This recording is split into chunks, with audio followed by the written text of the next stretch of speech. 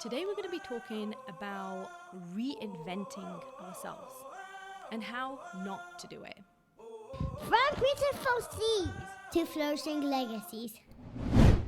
So whenever I'm scrolling and trying to find out something useful to listen to, I come across this idea of stepping away from the world and coming back and reinventing yourself.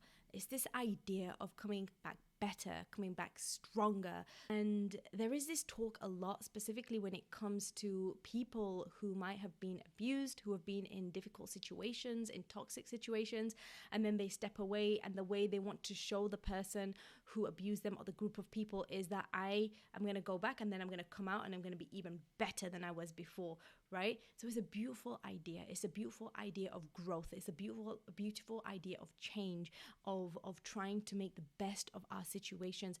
But I want to approach it in a different way. And that's why I said how not to do it. Because the idea that I'm trying to relate to you is we don't want to reinvent ourselves as a brand new person. And it took me a really long time to really grasp this idea. And it's the idea that we have everything that we need already inside of us. We have everything we need inside of us. The problem isn't that we need to change any of that, right? It's that we need to remove the things which are blocking us from connecting to that. Okay? So there's this thing that as Muslims we believe is called the fitrah. It is our natural nature, our natural disposition. It is the nature of the soul, the nature of our soul, right? The spiritual part of us is pure in its purest way. And what happens is over time, that nature, that pure nature of the soul there's blinders that are put on it. And I talk about it in my book. There's a whole chapter of blinders.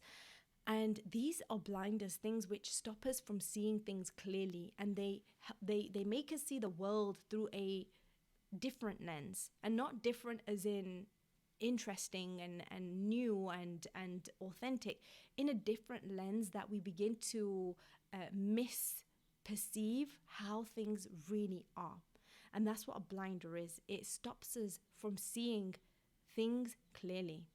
And when we cannot see things clearly, we cannot act authentically. We cannot act as our true self.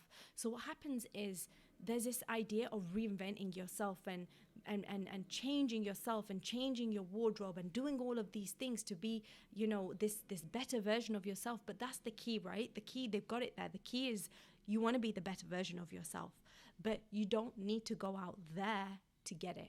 The reason why it's so powerful to step away from everyone is you come back in, you hermit mode it, as some people say it so wonderfully. It's like such a beautiful concept, hermit mode. You go in and then you unravel the self, and that's how you come back to the self. So what happens is when we've been in difficult situations, we've been through a super stressful time, we might be burnt out from work or something that we do. What we might do is we might go to people and ask them for help. And they say things and we take it for a while, but then it just doesn't sit right with us because that advice might not work for you. It works for other people. It might work for them, but you are a different person.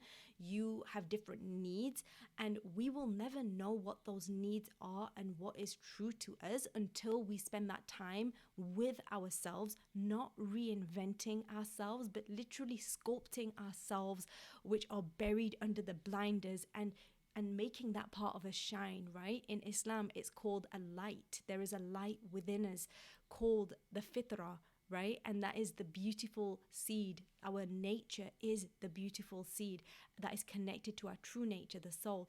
And what happens is that this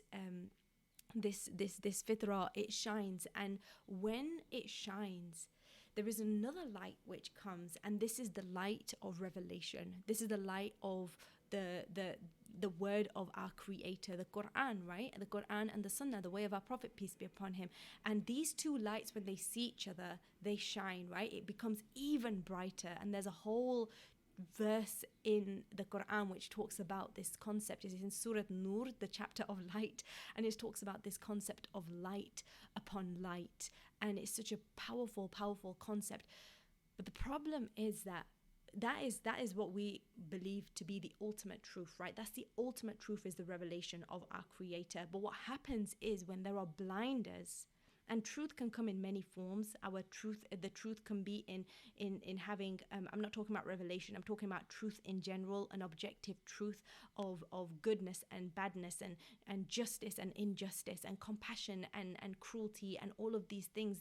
There's this truth within all of us that is very strong.